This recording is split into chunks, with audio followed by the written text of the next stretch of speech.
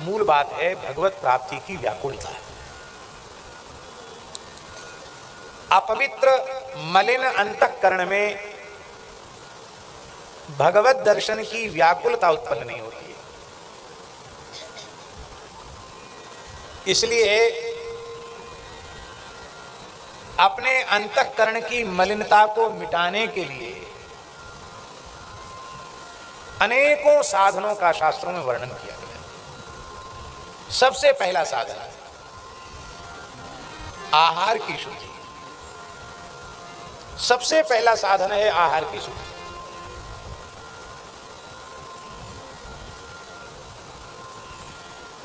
आहार की शुद्धि माने ये नहीं कि जो वस्तु केवल भगवान को ग्राह्य है, भोग लग सकती है, उसी वस्तु को ले लिया, वो आहार की शुद्धि होगी। वो आहार जिस प्रकार के धन से जुटाया गया हो, वो धन भी शुद्ध होना चाहिए। है बात बाकी ठीक है।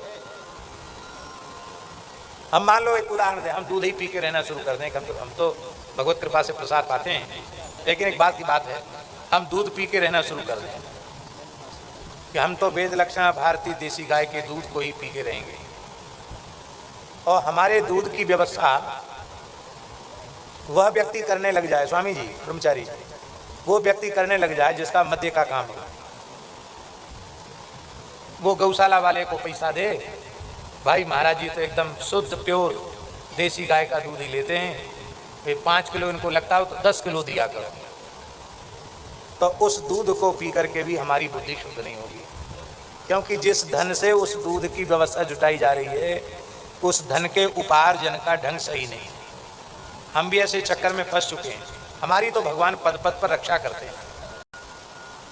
एक महात्मा के यज्ञ में हम गए, अब हम शहर का नाम जानते हैं लेकिन नहीं ले रहे हैं, उत्तराखंड की ही बात है ऐसा समझ लो, और उत्तराखंड के सबसे बड़े शहर की बात है, इतना तो संकेत में समझ ही जाओगे।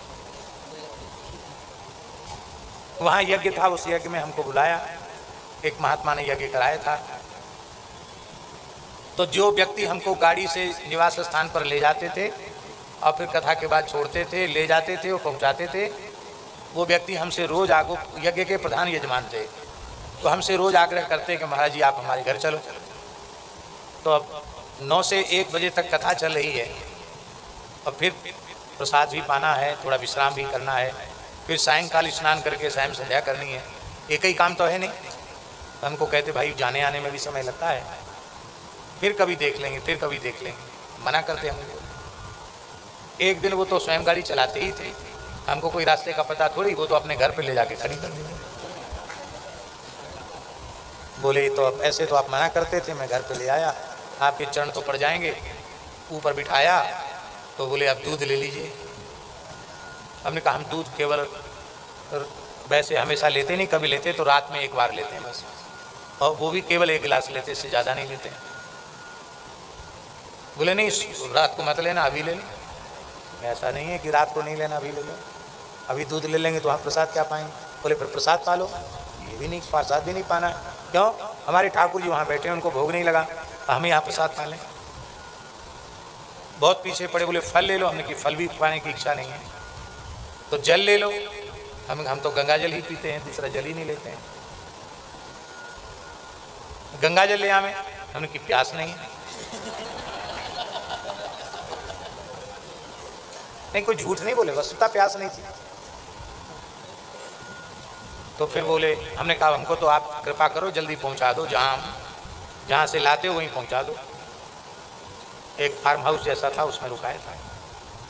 तो फिर जब हमको उन्होंने गाड़ी में बिठाया तो वो बोले महाराज जी मेरे बारे में किसी ने आपको कुछ कह तो नहीं दिया।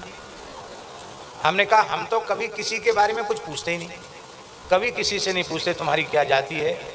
हाँ, कोई इस प्रकार की व्यवस्था वाली बात होगी तो जरूर पूछा जाएगा, और नहीं तो किसी से नहीं पूछते। आपका नाम क्या है, आपकी जाति क्या है, आपका व्यवसाय क्या है, आप क्या कमाते हो।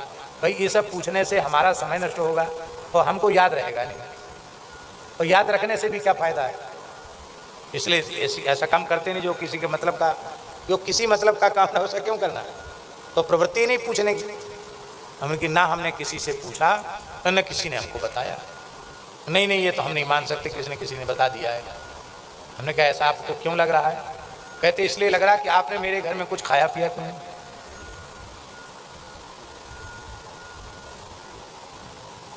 मैं ऐसी बोले नहीं आपको बताया जरूर। तो अपने आप ही वो बोले सज्जन कि महाराज इस क्षेत्र का सबसे बड़ा शराब का काम हमारा है,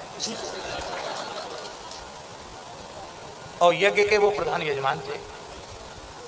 कथा के तो नहीं, तो यज्ञ के प्रधान यजमान थे। हमारे तो रोमांच हो गया। मैंने कि भगवान आपने बहुत बचाया। हाँ, नहीं तो हम पिघल ही जाते जल्दी, पिघल भी जाते। कोई ज़्यादा आग्रह करे तो फिर जैसी भगवत इच्छा।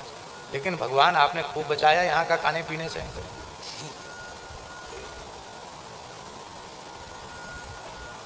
तो आहार शुद्धि के साथ उस आहार की व्यवस्था को जुटाने वाली जो सामग्री है, व्यक्ति वस्तु पदार्थ, वह भी शुद्ध होना चाहिए।